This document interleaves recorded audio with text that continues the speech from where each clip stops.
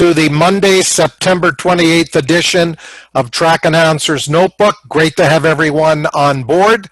As our special guest for most of the hour is Caius Tenchi, the founder of the Toronto Motorcycle Film Festival that this year, due to COVID-19, has gone totally online. We'll get into all of the details about that and how you can enjoy some of these great films that Caius has curated over the last few months, getting lots and lots of submissions, and he has pared that down to 20 incredible films. We'll talk about most of those with particular focus on 5 motorcycle racing films. But before that, we bring in our co-host Stuart Nodell and Nodell's notes as we recap the weekend in motorcycle racing. Stuart, another busy weekend for MotoGP. Yeah, it was, Pat. There was some other news with regard to Valentino Rossi that he's signed a contract to race with the SRT Petronas Yamaha satellite squad for 2021. So the doctor's going to be back at it for at least one more year. Doctor's in the house. The ageless wonder still goes fast. I'm not sure who's going to race competitively at the highest level. Whether it's going to be Rossi or whether it's going to be Jordan Zolk, who just wrapped up his 14th Canadian Superbike Championship just a few weeks ago. But congratulations to Valentino Rossi. We'll get to see his incredible talent at least for one more year in MotoGP. That's right. And actually, he qualified 3rd over the weekend, so he's still competitive. He's not just, there riding around. He's still really competitive. Having said that, he did crash in the race, and we had an exciting finish in the MotoGP Premier Class. Fabio Quartararo did get his 3rd victory of the year, and he's taken a hold of the championship lead. And 2nd place was Suzuki's Joan Mir, and 3rd followed by the other Suzuki, Alex Rins. So it's nice to see the wide variety of guys riding at the front of the field. And a nice mix of manufacturers and some new names coming to the forefront. I got a feeling that the championship is not going to be decided until the very last round of MotoGP. And like so many other road racing series, they have done an incredible job. They've done the best they can in continuing to race, in most cases without fans, and in some other racing jurisdictions with a limited number of racing fans. But MotoGP continues to soldier on. Yeah, it is a close series, you're right. And we had some following along with the SOAR group. This upcoming weekend is going to be their final round of the 2020 season. And they had that interesting discussion about how they were going to determine the last round. And they did a vote to the participants to see which configuration they wanted to run. So it's been chosen that they're going to run the modified track in reverse. And it's apparently a configuration no one has ever run in a racing situation. So it should make for some exciting racing leading into the final championship round where no one will have any decisive advantage.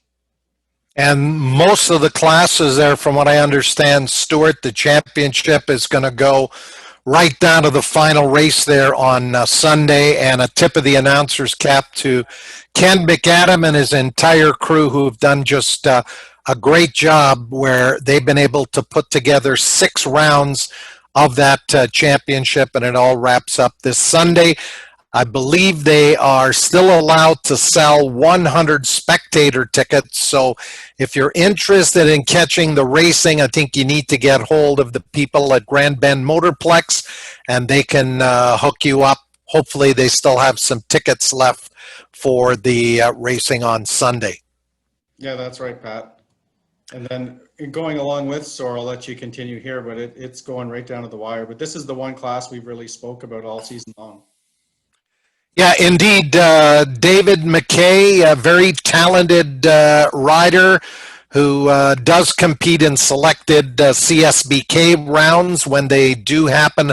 I believe he ran at Canadian Tire Motorsport Park in August, but for the most part, David Mckay on the Kawasaki has been running the entire Soars series. He's got the championship lead, and right behind him, Christopher Pletch, of course, the son of James Pletch, back in the late 70s, early 80s. Pletch raced at Shannerville Motorsport Park, was a fine production rider.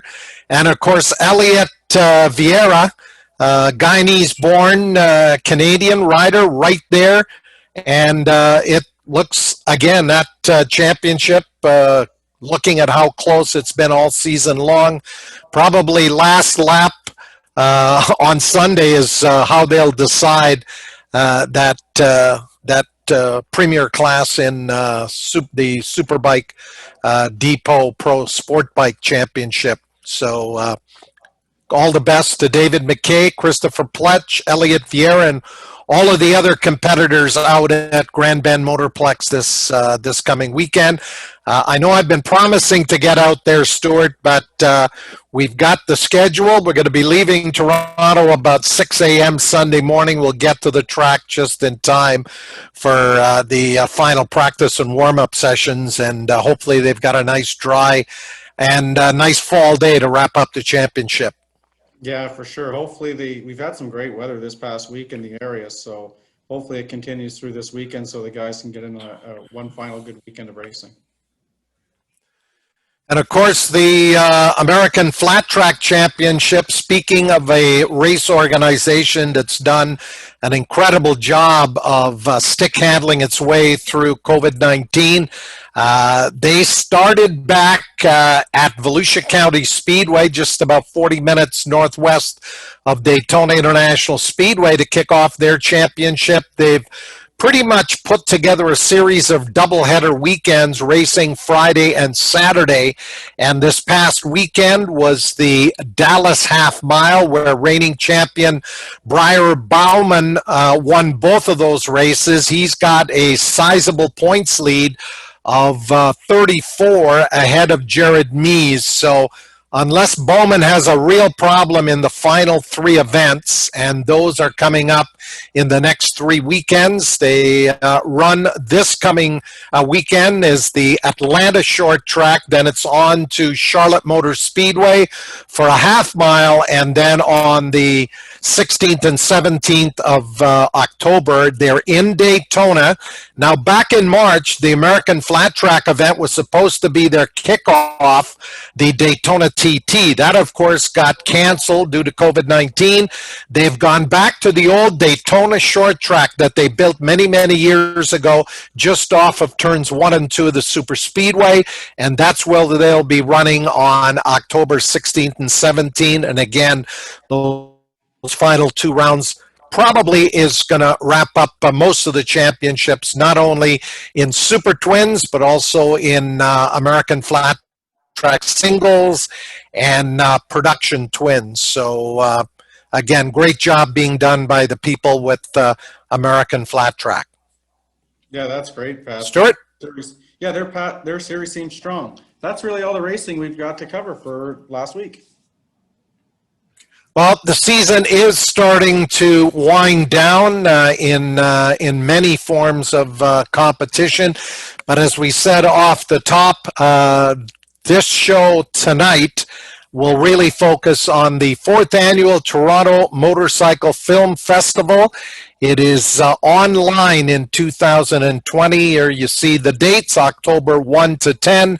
And our pleasure to have with us the founder, the mover and shaker with the Toronto Motorcycle Film Festival, Caius Tenchi. And Caius, back when you were starting to plan this year's film festival almost a year ago, I'm sure you didn't think we'd be dealing with COVID-19 come March.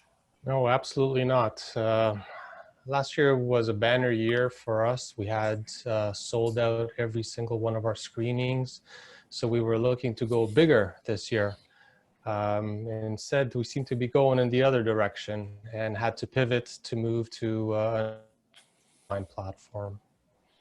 So Caius, although you won't physically be able to use the review theater on Roncesvalles to have people in there in a true theater setting that most of these film festivals are based on, the film festival now does have a stage that is much larger, with it being online, where motorcyclists around the world can buy a festival pass and check out either all 20 films that you're offering or select a few films that are of particular interest to them. The focus, obviously, Toronto, Ontario, maybe Canada secondary, but what kind of an international interest have you seen from motorcyclists so far? You're right, Pat. So when we were looking at moving online and going digital, one of the things that's of benefit is that it allows us to extend our reach beyond Toronto, beyond Ontario. And so now the films can be accessed from anywhere in the world, whether you're here in Toronto or down in New Zealand or anywhere else for that matter. So there's definitely an interest from across the globe for the films. We've done, we continue to do like a lot of social media to promote the film festival and the films that we're screening this year. And we're reaching out into Europe, into South America, into Asia and Oceania to see if we could broaden our audience there.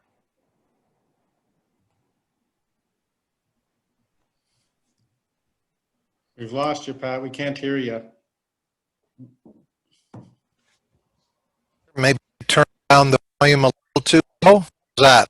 Yeah, if you can turn the That's volume good down now. just a bit, you'll be good. Okay, so there we go.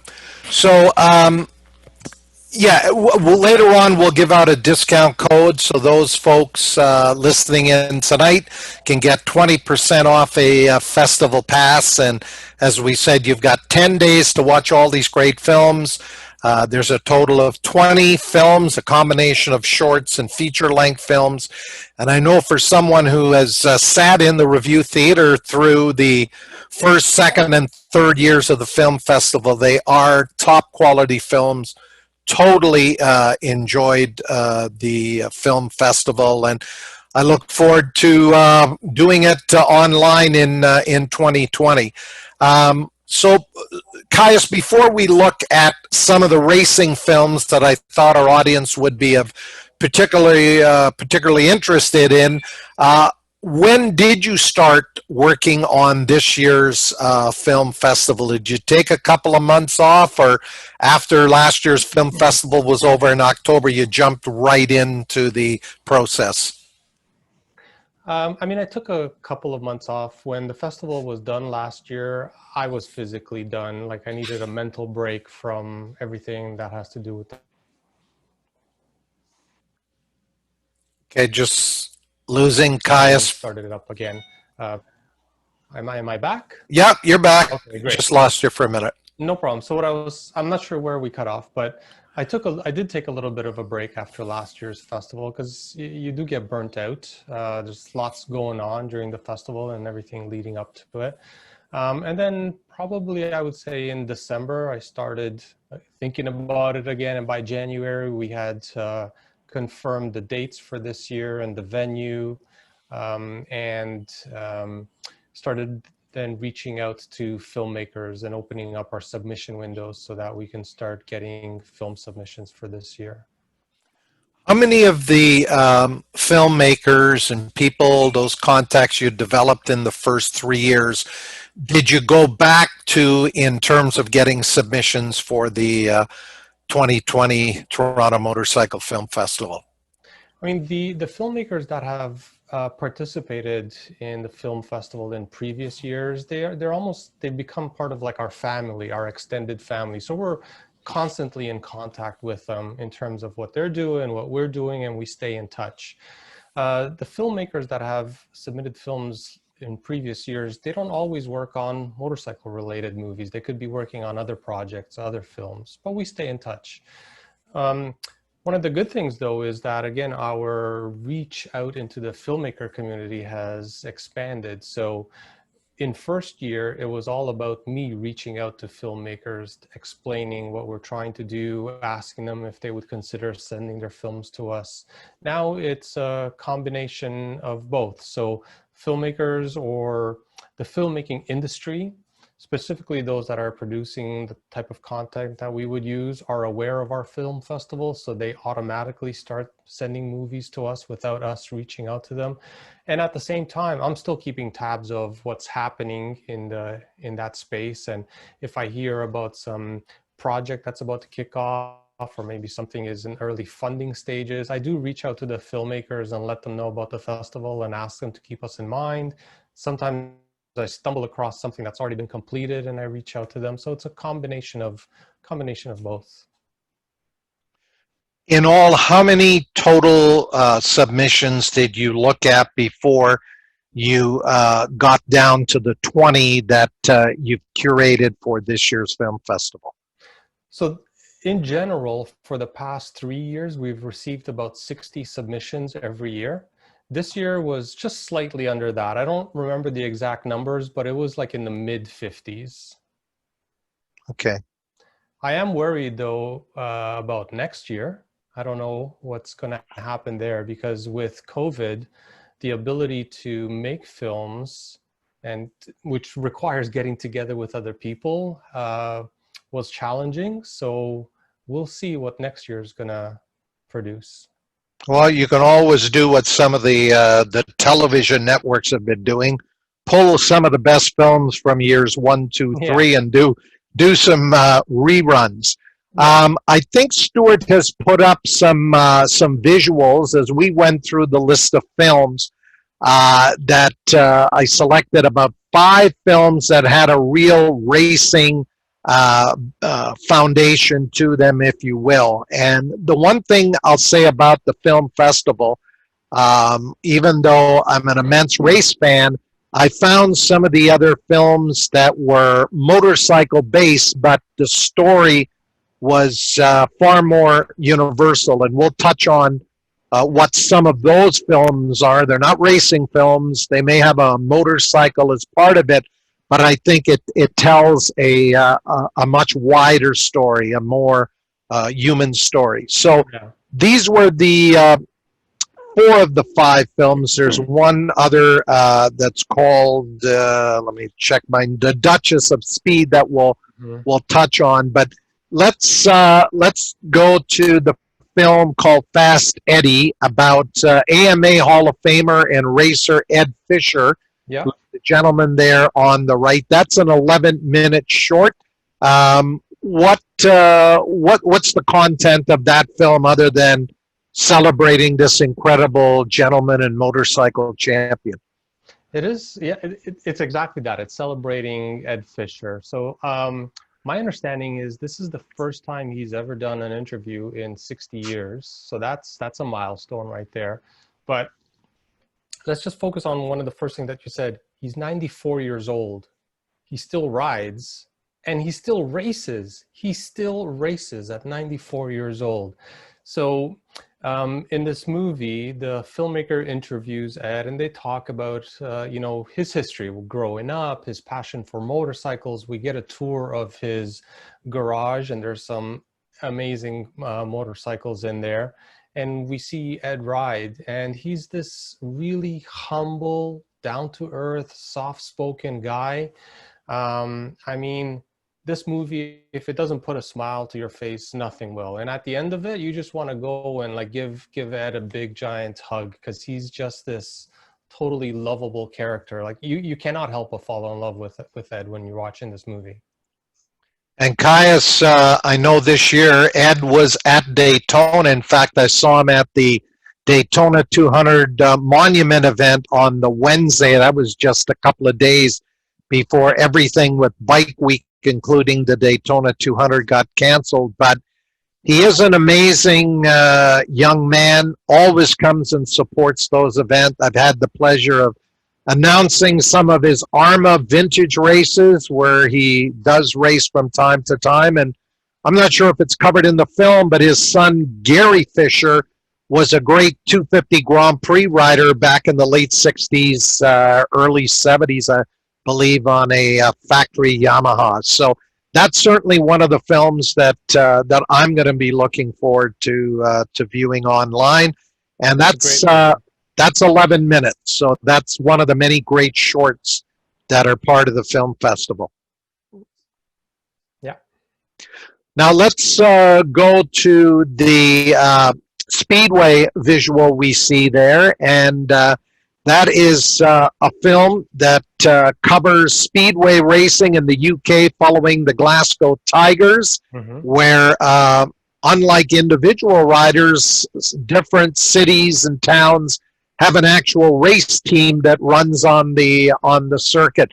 How did you get a hold of this film? And obviously, anybody who's particularly into speedway racing, but I think motorcycle racing in general, to watch these guys on these speedway bikes is absolutely thrilling. To be honest, I don't remember how I came across this, whether the filmmaker reached out to us or I reached out to them. I don't recall, but it was submitted to the film festival, and at first watch, when I first saw it, I knew right away, like, this is definitely a movie that belonged in this year's festival. It's fantastic. It's got amazing visuals, really well edited, and a really great storyline. Like, we're not just watching these guys race, that's part of it, but we're also watching the characters and some of the issues that they're going through personally. There's injury, there's, you know, family situations. And we're also looking at it from a speedway or speedway track perspective. Like, that's a character in the movie as well. The sport is struggling. And so it becomes a character in this intertwined story. It's really amazing. And one of the things that, when I was reading up about this movie after watching it, is the director is a 24-year-old from Glasgow. He's done short films in the past, but this is his first feature-length film. It was amazing. Like, this guy, Patrick Rooney is his name, the director's name. He is definitely talented. He knows how to tell a story. He knows how to weave it together. You know, there's an arc, there's a build-up at the beginning, and then there's conflict and issues that need to get resolved, and then it ties up nicely at the end. It definitely keeps you engaged throughout the whole film. I also enjoyed learning about speedway racing because I didn't know anything about it. I know what flat track racing is, but I never encountered speedway racing before, so it was new to me. It's a different format, it's team-based, it's less riders on the track, the bikes are different, the whole strategy and tactics behind racing comes into play. It was great. I loved learning about it, and I liked seeing the team in Glasgow compete against some of the other teams. The only thing that was a little bit difficult for me was for the first 10 minutes or so, until my ears got acclimatized. The heavy accent was a bit of a challenge, but you know, that goes away quickly, and it was great. I love this movie. Definitely highly recommended. And this movie is 78 minutes long, so not unlike the Ed Fisher one that's a short. This is more of a feature-length film. If you're into speedway racing or any kind of motorcycle racing, sounds like one of the films. And of course, if you buy the festival pass, you can watch it as many times as you'd like. Yeah. Just below that, the spaghetti racing film, this one from Italy.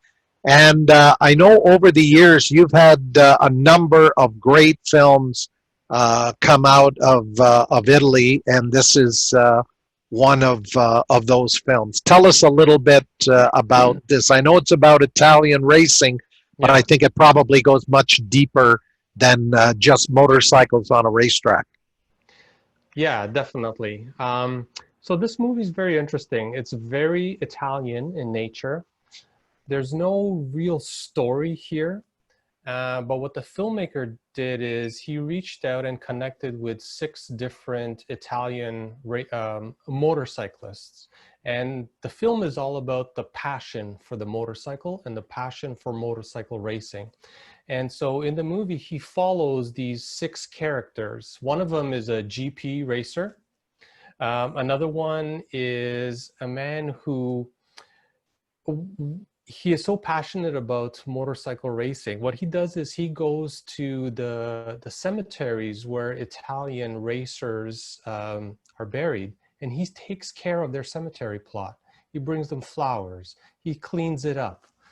It's amazing. Another one is about an old, like a vintage racer, and how he's trying to relive his youth and maintains his motorcycles. And we walk through his garage, and everything is so like meticulously put away and labeled and organized.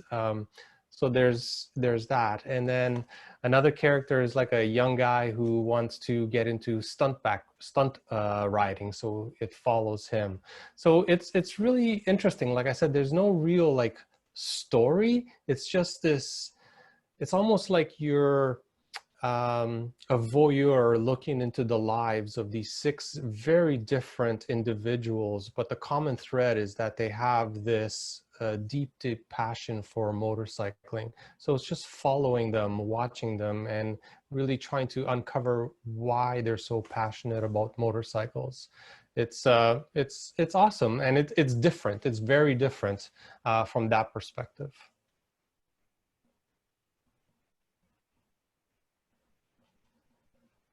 I'm not sure if I'm still here or got cut out.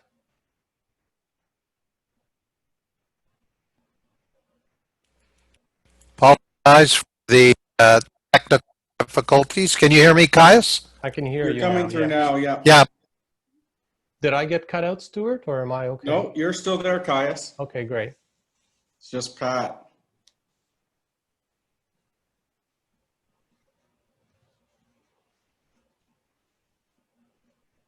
Can Caius hear me? Yeah, I can hear you, Pat. Yeah. Is that movie in Italian or with subtitles? It's in Italian with subtitles, yeah. Okay. All right. And now, Stuart, we can go back to the visual we had here.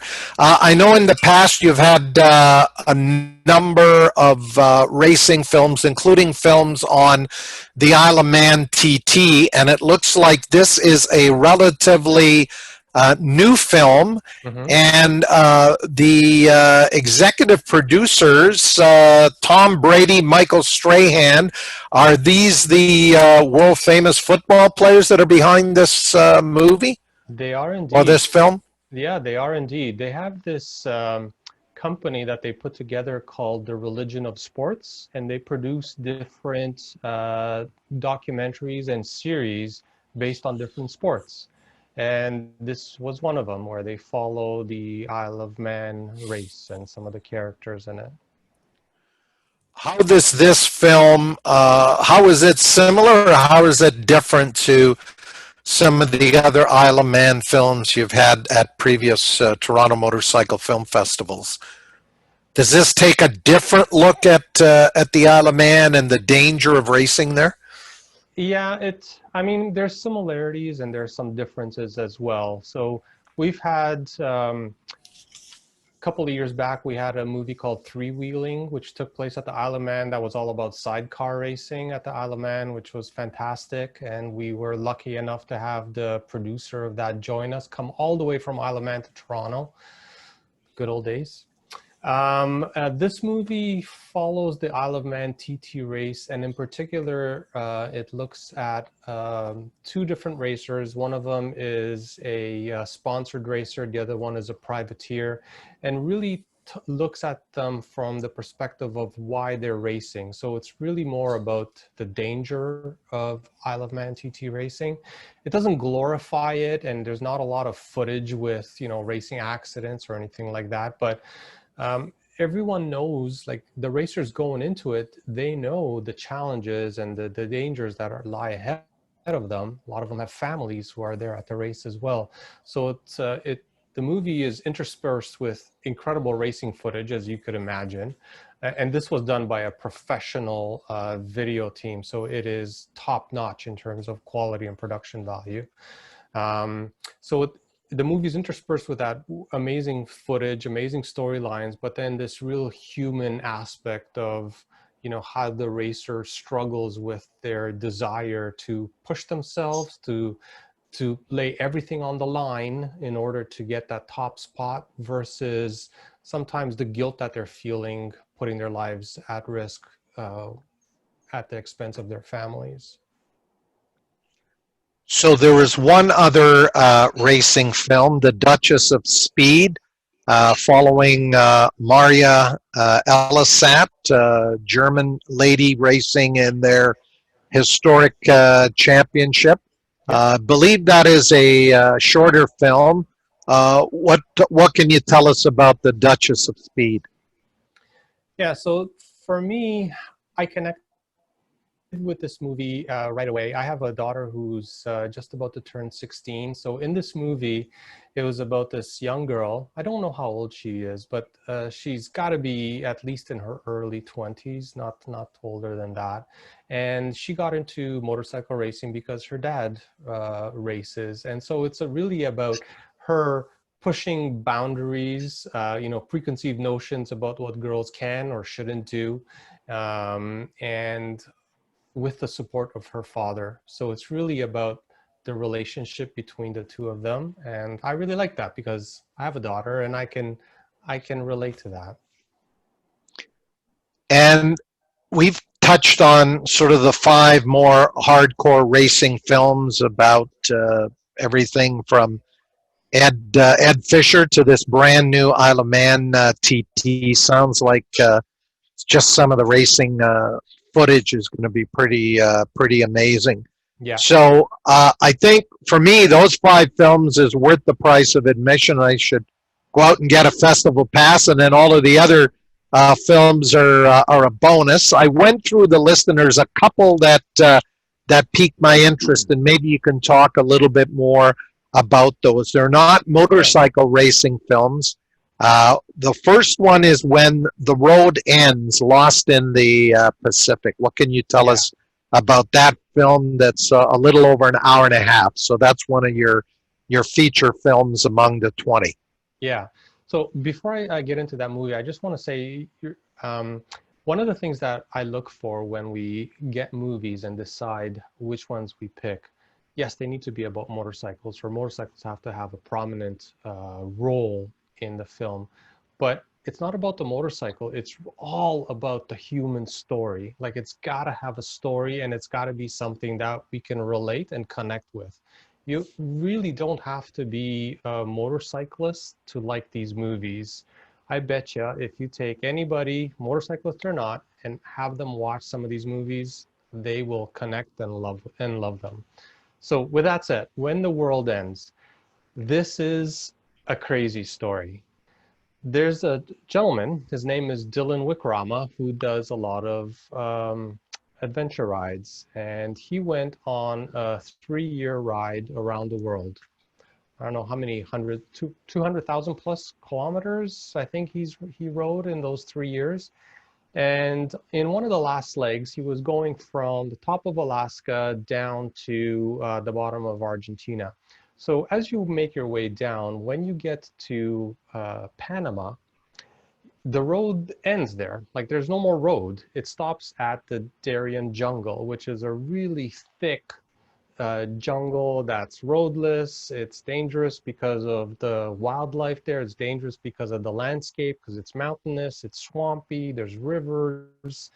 It's dangerous because there's a lot of illegal stuff happening in there, from drug smuggling to anti-government guerrillas fighting. So it's not a very hospitable place. Most people, when they do this trip, once they get to Panama, they hire like a boat, or they put their motorcycle on a ferry, and then they ferry it over to Colombia to continue the voyage. Well, what Dylan decides to do is he builds a raft out of empty oil barrels and bamboo. he puts his BMW GS on the raft, and he modifies it so that the motor drives a propeller. And he heads out on the Pacific Ocean by himself, no experience, and he's out there for 6 weeks on his own, day, night, on the raft, trying to make his way down to Colombia. Gets lost. There's huge ocean currents. There's huge waves. I don't know if I would have the gumption, the kahunas, as they say, to do anything close to that. And so he's filming this experience, and what a story. Unbelievable. Well, that sounds like one that, and I think that is, as we said, that's an hour and 33 minutes. The other movie was Somewhere Else Together, about a couple who do a lot of riding and spend over 3 years on the road.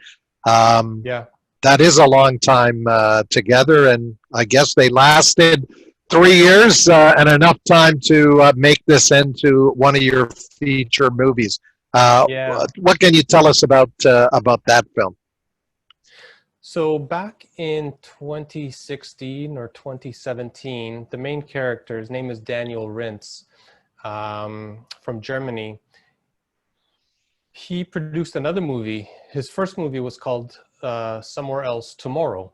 And in it, he documented his first attempt at circumnavigating the world on his motorcycle. So he left his day job, like very little money, and took off on a trip around the world and was working his way around, to help pay for the next portion of his trip and so on. It was a great movie. And I had the fortune to meet him a couple of years ago, and we had a chat. At the end of that movie, on one of his legs, he met this woman, Josephine Flor, and the two of them connected immediately. And they lived together for a while in Germany before they decided to go on another trip, hence the name of this movie, Somewhere Else Together. So the two of them set out on a trip around the world. Again, no real set plan, just taking it day by day. But what they really wanted to do was to go and not just ride, but connect with the people in the different regions. So Daniel is very much about community and giving back and charity work. So the two of them travel across the world. And in particular, we see a lot of impoverished places where Daniel and Josephine reach out to the local communities and learn about them and see if they can help them out. So this is, it's a really beautiful adventure story. So it's not just about the riding, but it's predominantly about the people and those sort of human stories. And Daniel and Josephine trying to discover what the meaning of life is in a way, like, why are we here? And how similar we actually all are despite the challenges or despite where we live. As we've touched on 7 of the 20 movies that are in the film festival.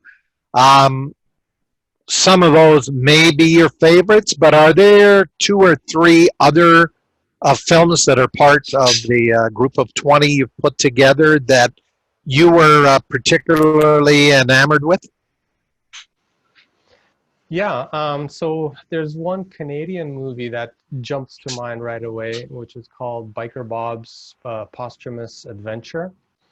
It's a short film, and it takes place in Vancouver.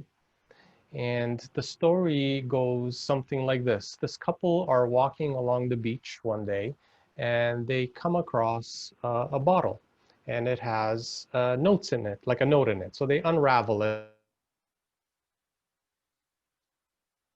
And it says, Biker Bob, if found, please return to the sea. Or I don't remember the exact words or something like that.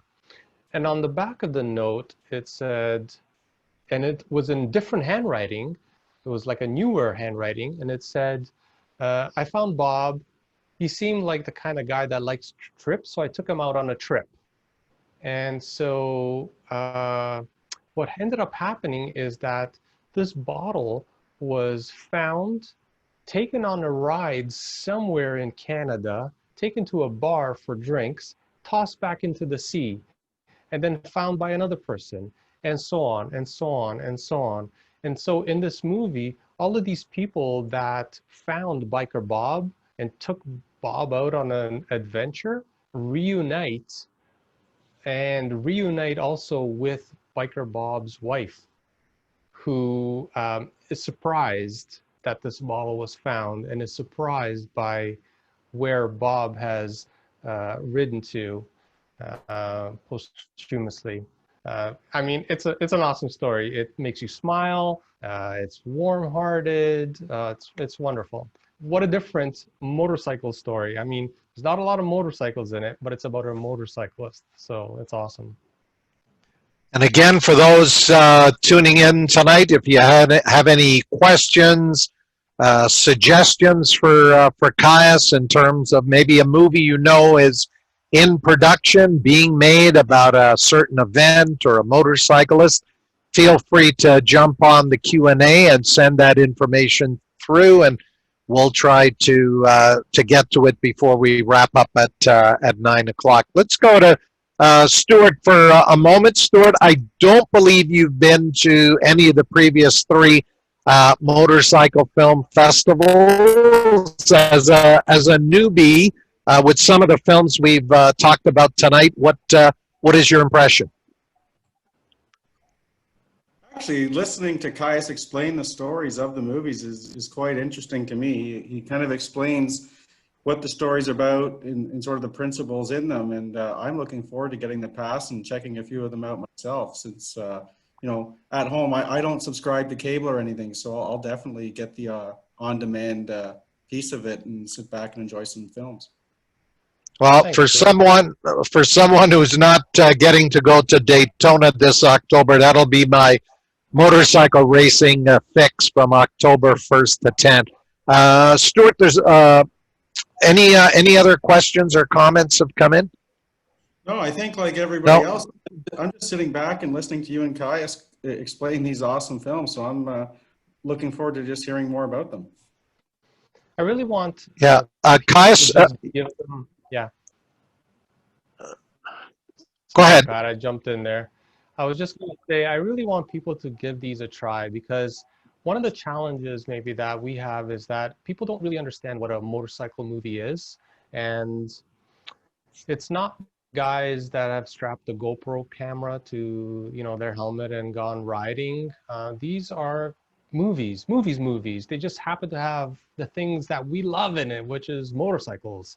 And, you know, there's adventures and there's ups and downs and there's a real human story in each and every one of these movies. So they're great. That's why I love them. As you can tell, I'm excited to talk about them. And Caius, you mentioned the Biker Bob movie. That film sounds very interesting. Yeah. Are there one or two others that at the end of watching them, people will think, "Wow, that was very well done. That was awesome." I mean, we talked about all of the movies that we talked about. They're all fantastic. There's other ones, again, that will pique different people's interests. So there's one of them, for example, called The Roost, which is all about the Japanese motorcycle culture. So it looks at different builders. It looks at different motorcycle like craftsmen and artisans, and profiles them and their stories. So a lot of people are into that, and it's great. It's a wonderful movie. And it allows you to travel to Japan from the comfort of your couch and find out about some of the incredible people there. So, Caius, give us the nuts and bolts. We know we've got the Notebook 20, which is the discount code for anybody buying a festival pass. As we said, regularly $75. The code will bring that down to $60, and you've got 10 days to watch these 20 films. It is an incredible deal. But take us through technically how you can watch these, because I know there's a multiple of ways for you to watch these films over the 10 days? Yeah. So you can watch the movies pretty much in any way, from your mobile phone to your iPad device to your computer to your big screen TV. So um, we've got native apps for Apple TV and Roku. You could do like a casting with Chromecast, or you can watch it right off your computer. You could even connect your computer with a cable to your TV if you want. But again, if you have something like Apple TV or Roku, you can just access it right from there. Um, but most people, let's say, will watch it from their computer. So you just need to go to the festival's website, torontomotorfilmfest.com. And then there's a TMFF 2020 online button that you can click on, and that takes you right to our virtual festival landing page where the films are there, and you can click on whichever film you want to watch, and it'll start playing. And then together with all the movies, we're also going to be doing a couple of live events. So, for example, the movie that we're kicking off the festival with is Somewhere Else Tomorrow. So Friday evening at 7:30, we're going to have like a watch party. So that's like at 7:30, this movie is going to start playing by itself. It's as if you were tuning into a TV channel, and then it'll be real time. So we're all watching it. There's a live chat component, so we can all, chat with each other if we want to during the movie. I know that sounds weird, but I'll get back to that in a second. And we're doing that for a couple of other movies, and then we've also got some live Q&As that we're gonna have with the filmmakers. So we're gonna talk to Daniel Rins from Somewhere Else Tomorrow. We're gonna talk to Dylan from When the World Ends.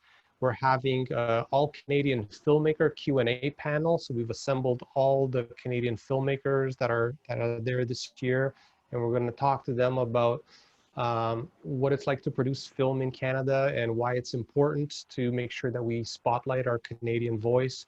And then we've got a really large female Q&A panel. So we're going to have about 8 women filmmakers that have been involved in the production of this year's movies, which is a record. That's amazing. And so we're going to have a big discussion with them as well. So it's going to be great.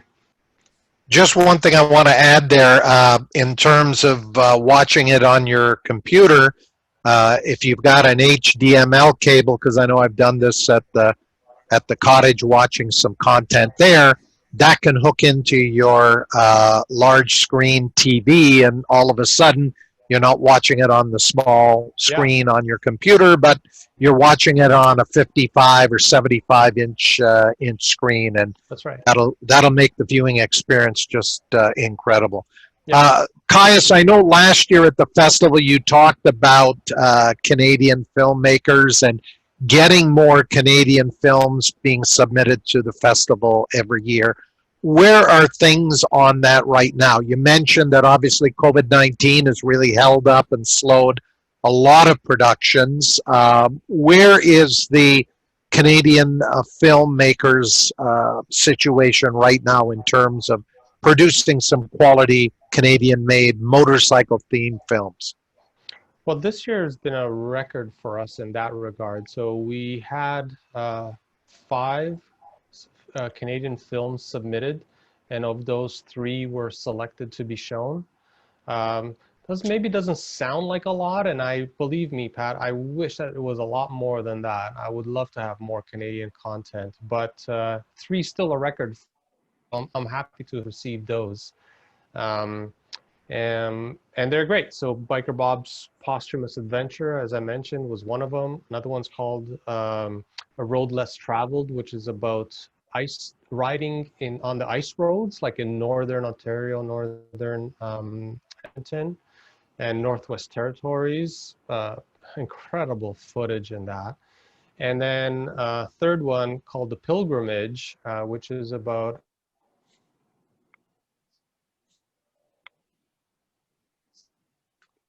Just lost you for a sec there, Stuart. Yeah, he's frozen. Yeah, he's just frozen. We'll see if he comes back in here. Okay. Do we have a question in the Q&A or a comment? Actually, we do. We have a couple of comments, and Sherry Gray said her and her Jim they've gone to the last 3 previous film festivals and they've enjoyed them immensely. And she said Caius does a great job. And then we had another comment where someone wasn't aware of that there even was a festival for motorcycle movies. So they're very interested in it. I guess their thought is it reminds them of The Fastest Indian, the movie about Burt Munro, and how it sort of ties in motorcycling, but it actually has a real story to it. So I think Caius is opened the eyes of a few of us tonight. So I think there'll be a few more fans attending the Yeah, and I think Caius is back with us. The joys of technology. Caius, you were I just. don't know where I got cut I off. I I was like, I think you were just talking about the 3 Canadian films that are part of the festival this year. yeah. I just wanted to wrap up by saying that we've got such a rich Canadian motorcycling history and a rich Canadian history and a rich Canadian filmmaking history that there's no reason why we shouldn't be able to produce fantastic stories. We have in the past, and I'm looking forward to seeing some more. Yeah. Caius, for 2021, your hope, I'm sure, is to get the film festival back in a real theater, and maybe still offer the online option for those people who aren't in Ontario or can't get to Toronto. But at this point, are you aware of any Canadian productions that are in the works or planned or are on the, sort of in at least idea stage right now that could end up in the 2021 lineup of films? Not that I'm aware of, Pat, no.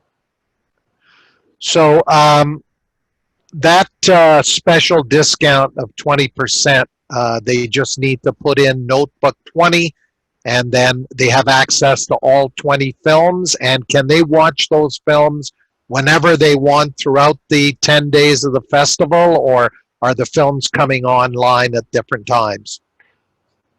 18 out of the 20 films are available at any time from October 1st through the 10th. And you could watch them whenever you want, early in the morning, late at night, middle of the night, in pajamas, wearing nothing, your choice. With your motorcycle leathers on. Yeah, absolutely. 2 of the movies, Somewhere Else Together, and start on Thursday evening at 7:30, as opposed to 9 o'clock when everything else opens up. And then When the World Ends starts on Saturday at 7:30. But then once those movies come online, again, you have the full, the rest of the festival up until October 8th to watch them, rewatch them on demand on your schedule. Yeah, and if you've got, even just 3 people in your social circle, everybody throws in $20, put in the Notebook 20 discount code, and, for $20, you've got 20 movies or films you can watch. So $1 a film, hey, doesn't get any cheaper than that. I know you're losing money on that deal, Caius, but I know you'll make it up on the volume as the joke goes. Stuart, anything further in terms of questions, comments for Caius? No, Pat, everything, like I said, everybody's really looking forward to watching some of these films. Like I said, I think a lot of people had their eyes open that, again, it's not just about motorcycling or motorcycle racing, but the fact that there's an interesting film story. So, for people that enjoy watching movies, this is just an added bonus that we love bikes and that you can blend the 2 together and off you go. Caius, I know in the past you've had awards ceremonies, different categories. Are you continuing that year with the digital version of the film festival? Yes, absolutely. So we have a judging panel consisting of 4 judges who have watched all the movies and have scored them. So we're going to be presenting awards for like Best Feature Film, Best Short, Best Canadian. And then the audience themselves, they can vote. So after you finish watching a movie, you'll be prompted you give it a score from 1 star to 5 star. And then we'll compile all of those together, and then we'll announce the People's Choice Award winner. So curious to see who it's going to be this year. Well, that's, I'm sure it'll be a tough decision because having, as I said, attended all three of the previous film festivals, I know some of the folks who are watching tonight have also attended in person. It'll be a little different experience this year, but we're really looking forward to it. And I want to thank you for coming on Track Announcer's Notebook, Caius, and filling us in a little bit more about the films that are going to be coming up here October 1st to 10th, the 4th Annual Toronto Motorcycle Film Festival. Caius Tenchi, the founder and the mover and shaker behind the film festival. Well done, Caius. We wish you all the best, and hopefully everybody that's been online, everybody who's been online here tonight gets on that website, Toronto Moto Fest. You give us the website. Yeah. Toronto Filmfest.com. And again, that 20% discount code is Notebook, NOTEBOOK 20. So that's it Correct. for this edition of Track Announcer's Notebook. I'd like to thank Caius Tenchi and Stuart Nodell. Your final thoughts before we wrap it up and look ahead to the film festival kicking off on Thursday. Yeah, thanks, Pat. I just want to thank Caius for coming on and sharing the film festival information with us. I thought it was really great, and looking forward to it. Also, for everyone, don't forget to follow and subscribe to the YouTube channel. Usually we have everything up within about 48 hours, so if anyone you know has missed it, they definitely are going to want to check out what Caius had to share with us this evening, and hopefully we'll get a bunch of people going to the film festival this upcoming week. It's a great time to go and enjoy some shows. Yeah, indeed. And that Toronto Motor Film Fest website also has information on all of the films that are part of the film festival. Well done, Caius. We'll be watching some great films that are part of this year. We wish you all the best. So we'll be back. Thank you so much, Pat and Stuart. You're welcome. And we will be back with you next Monday night, 8 p.m. Eastern. I'll have a personal review of the final round of the SOAR series at Grand Bend Motorplex. We'll have a variety of other guests also joining us. Have a great week, and we'll see you back here on Monday, the 5th of October for Track Announcer's Notebook at 8 p.m. Eastern. Good night.